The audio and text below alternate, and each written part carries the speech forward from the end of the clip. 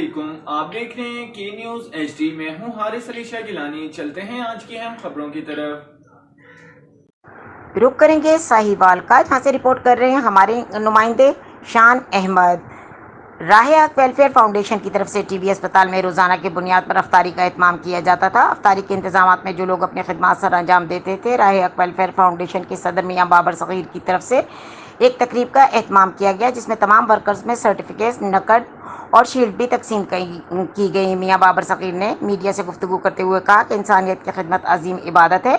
इंसानियत की खिदमत ही शेवा पैगम्बर है। बज़ाहिर ये मजदूर तबका, लेकिन ये अल्लाह की अजीम सिपाही हैं।